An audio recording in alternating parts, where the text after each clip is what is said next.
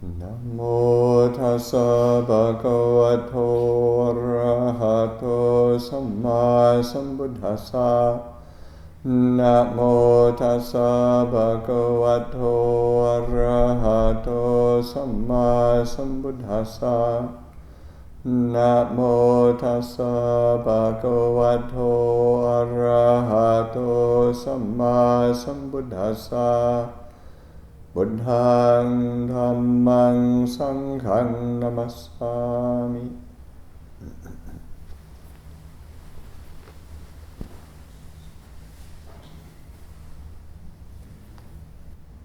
So this evening is our full moon lunar observance night, and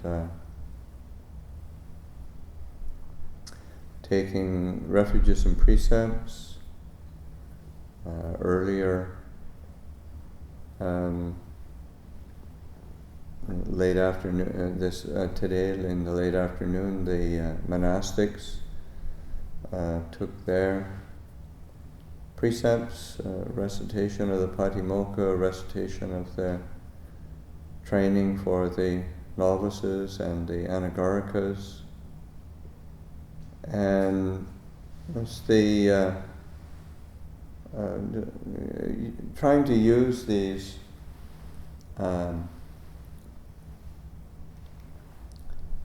ceremonies and kind of formal ritual, really, to use them for recollection, for reflection, for reminding ourselves what we're trying to do, what the goal is, and the tools that we have available for supporting us in that quest or that search for understanding, for peace, for well-being. And realizing that something like the precepts we have, whether they're whatever level of precepts it is, the precepts are there to help support us to keep directing attention to our practice and to our purpose, our aspiration. Because on a pretty fundamental level, we have we've got some serious addictions. Of course, in the world, there's it's actual kind of epidemic of addictions to various kinds of drugs. But even when we have the aspiration for understanding, for peace, and you start reflecting on our own minds, and we've got this addiction to distraction, where we're addicted to distracting ourselves in different ways. Some of it can be pretty innocent, some of it can be reasonably benign, but it still keeps us off balance, keeps us say occupied with something else other than Dhamma, other than truth, other than a clear reflection on the way things truly are. And and the distraction can take the form of sensual desire, or distraction can take the form of irritation, aversion, kind of complaining, whinging. It all is quite seemingly reasonable. We can complain about the heat, and we all can, especially when it is hot, but we can distract ourselves with the kind of moaning about it, and that keeps us off balance. That keeps us separated or distant from the immediacy of the Buddha's Dhamma, of the way things truly are. So just to recognize that kind of addiction to distraction, and you pay attention to how it what kind of shape it takes, because the distraction can just even be in dullness or restlessness or doubt and uncertainty. It keeps us busy, and on a certain level, there's that perverse part of the mind that is kind of willing to be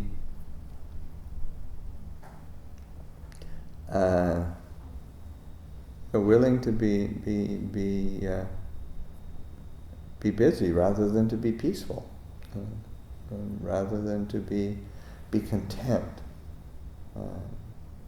and to be clear. So just to investigate that tendency, and try to understand that. And of course, the precepts are a helpful structure to keep a certain simplicity about our life, and to keep a kind of clarity and focus on what we're doing, because what's important to us, and it takes that reminding ourselves constantly and consistently to help support us in this path. As we're reflecting on this path of practice,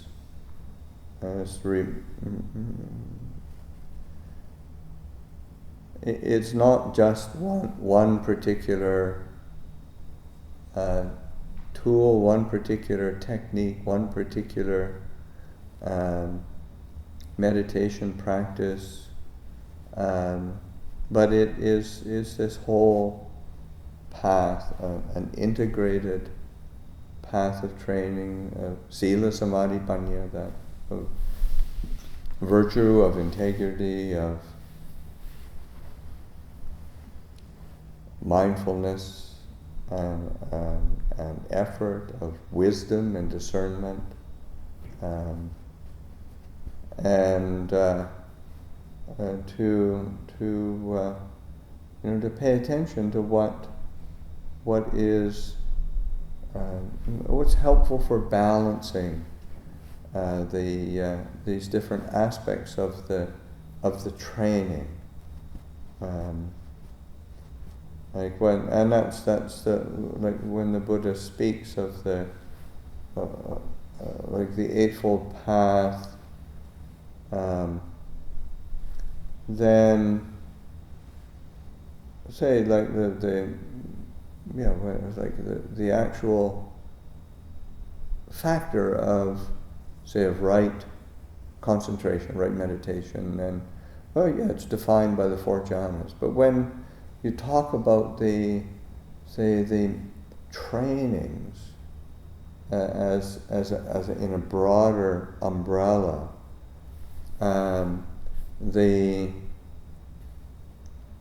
then you're looking at, right effort, right mindfulness, right collectedness of mind. Those are working together, and then of course, then you, as a training, that trisikha, then it can't be. It's integrated with keeping the speech and action, livelihood, and the aspects of wisdom, discernment, of right view, of right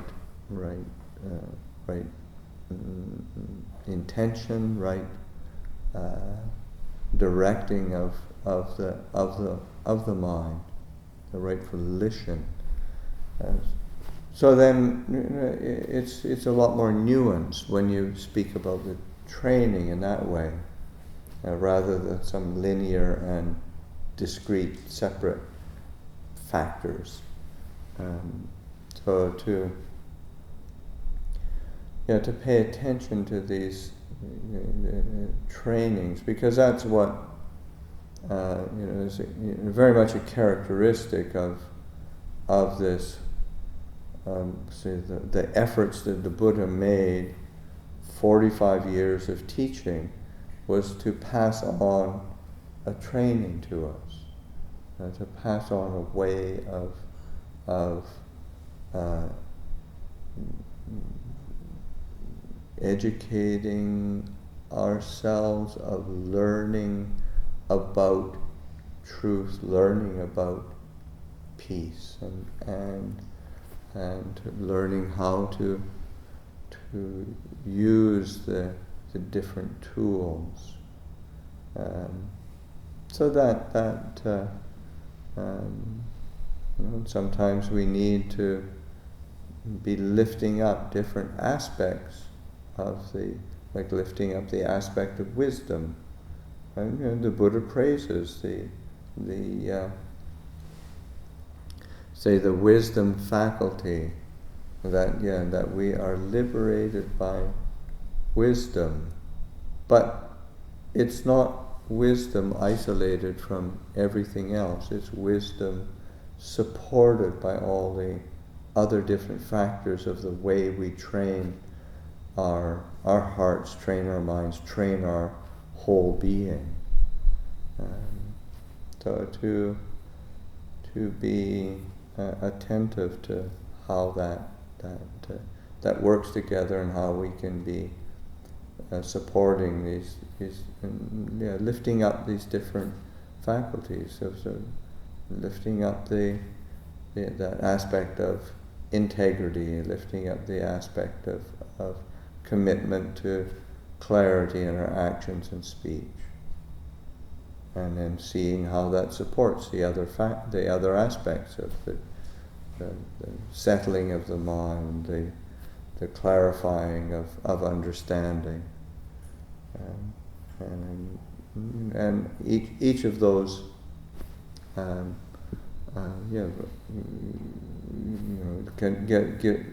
receive emphasis and importance at different times, so that there's an ongoing kind of refining and deepening of our understanding.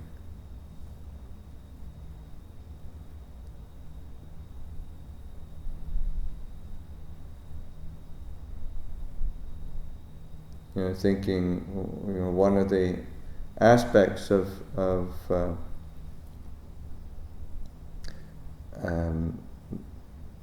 say the Buddha in his teaching and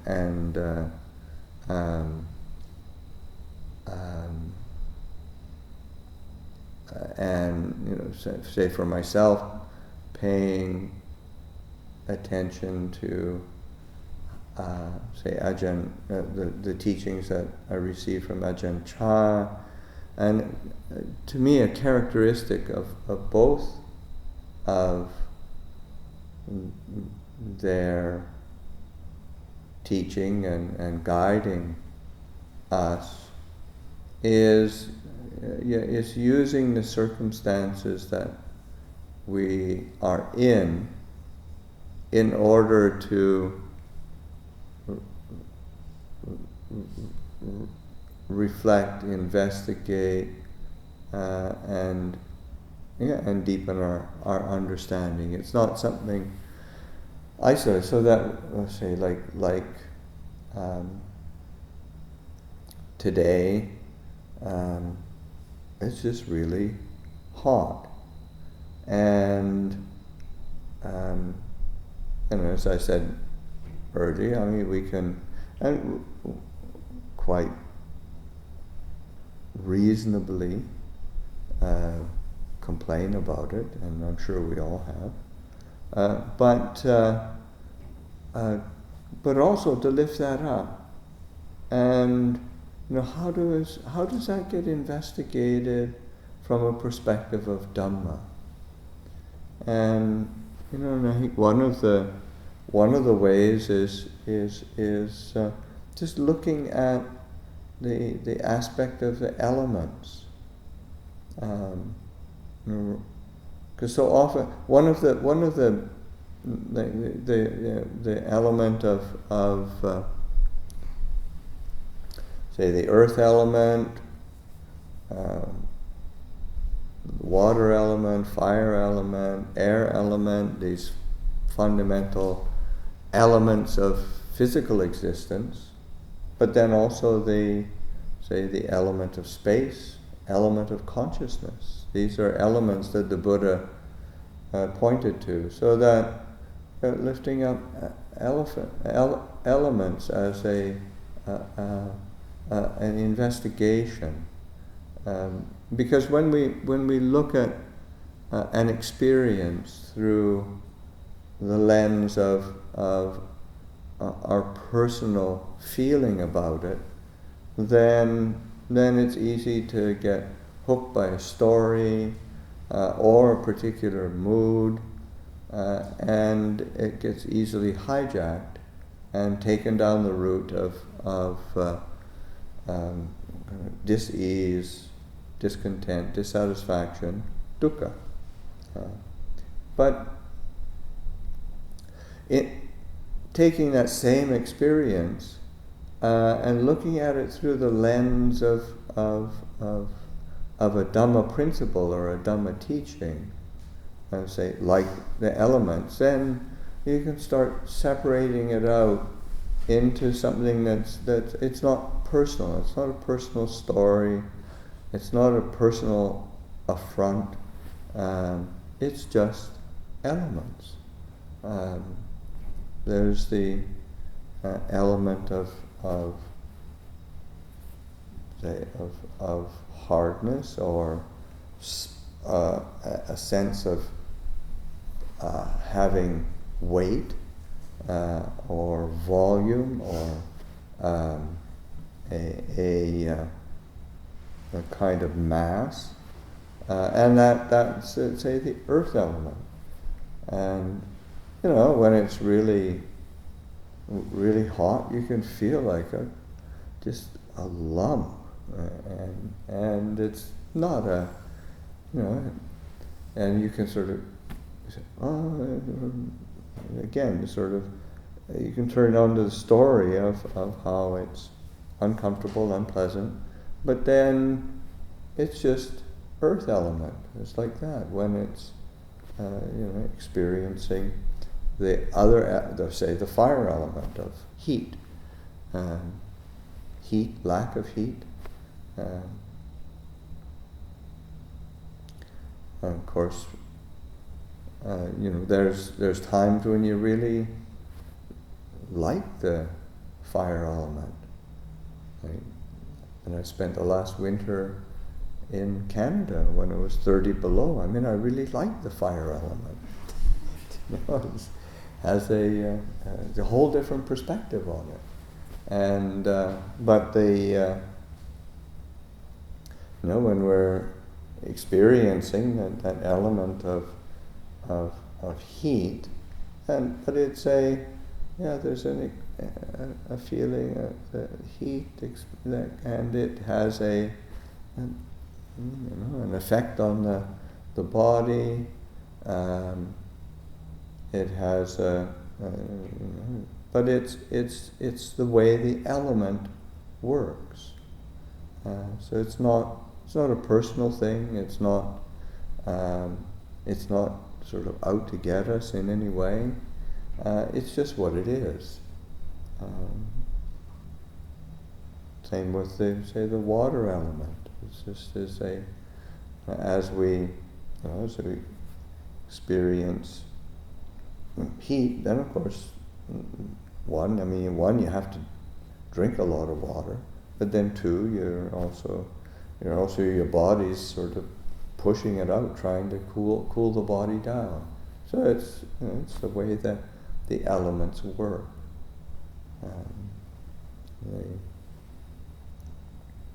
And also just like with the air element, like the breath, of course, is the way we experience the air element most directly.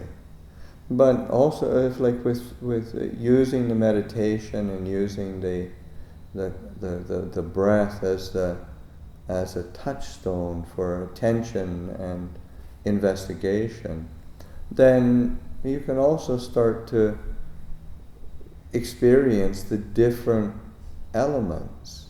Just that, of course, there's the air element of the breathing in, because the air element is there's movement, but also expansion, contraction. The breath comes in, you can feel the movement, the sensation of the movement of the air coming in. There's an expansion of the chest, of the abdomen, and breath going out. There's again movement, then there's a contraction, and that expansion and contraction is a expression of the air element. But as we experience the air element, you can also, there's a certain feeling of heaviness or lightness, which is an expression of the earth element. There's a feeling of the breath being either very dry or very moist, and that's the water element. So that there is an indirect way of experiencing the other elements. Then, of course, there's the aspect of the element of space, because oftentimes with especially with the breath, then there can be, maybe there is a contraction, expansion. Those are also sort of how we experience the space element, or feeling a sense of not defined boundaries. Because as we pay attention to the breath coming in, the breath coming out, then you realize we tend to create boundaries, and of course we do that in many different ways. We certainly do with that, with a sense of self, a sense of me, personal space, personal, and there's the boundaries. But space doesn't really have boundaries, and but that's something you can experience in the actual breath as it comes in, and but where is the boundary of the breath? Where do we bring it in from? There is no boundary. As we breathe out, there's not really a boundary. I mean, we create them, we assume them, we imagine them, but in reality, it's not there.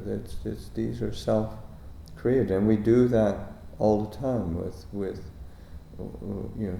our concepts of self and other.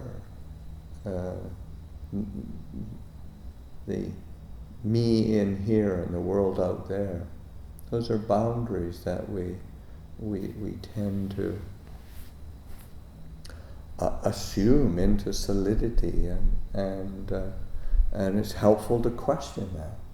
It's helpful to investigate that. What does that mean? Is it helpful? Is it a drawback? Is it an obstacle? Because in reality, sometimes it is helpful to have a boundary. There's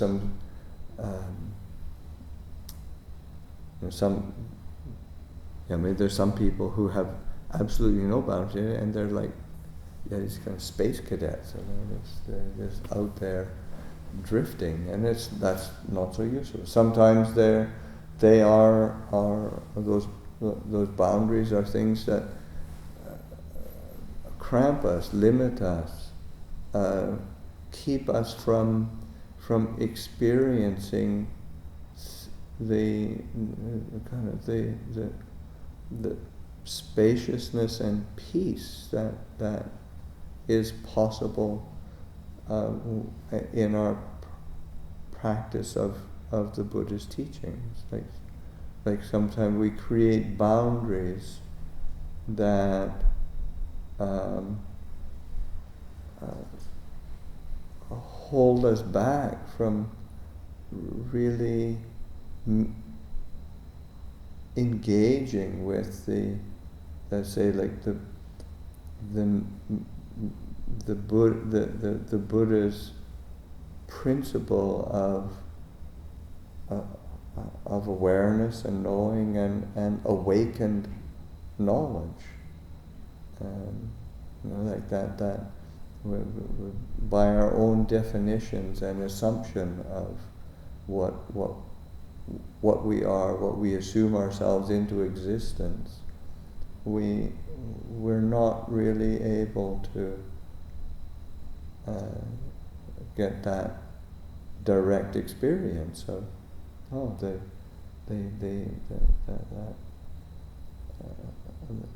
awakening that the Buddha says is the essence of what the Buddha is, the Buddho, the one who knows, the one who's awakened, the one who is radiant.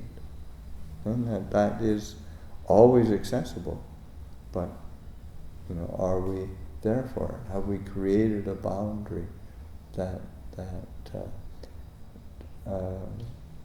of creates an obstacle for accessing that? It's important to investigate that, because that when the Buddha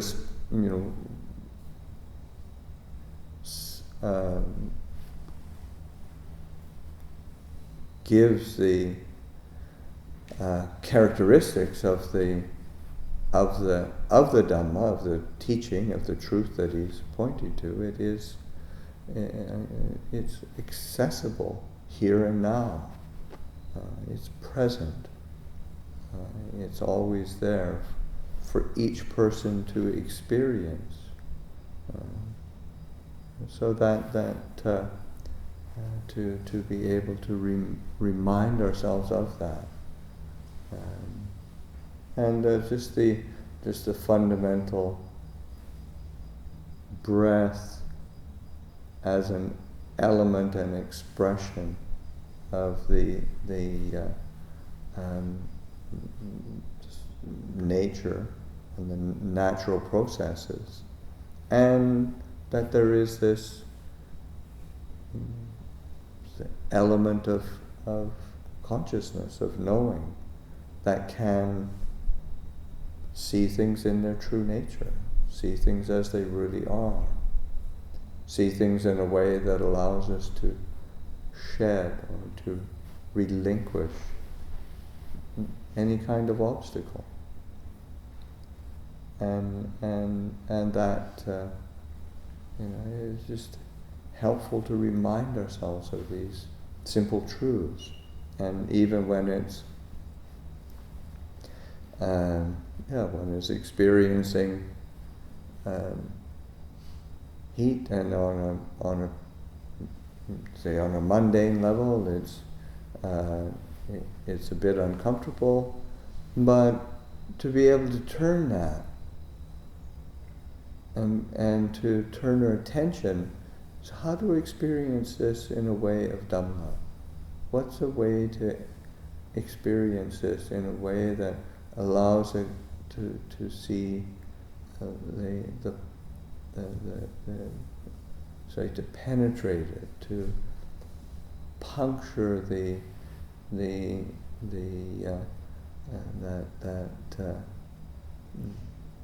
as I started with that addiction to distraction, because we distract ourselves from being grounded in peace, grounded in truth, grounded in reality. So these are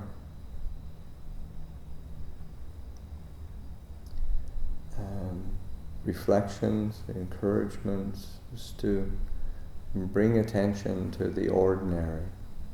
But within the ordinary, there's always the possibility of entering into and abiding in the Dhamma. So I'll offer that for reflection this evening.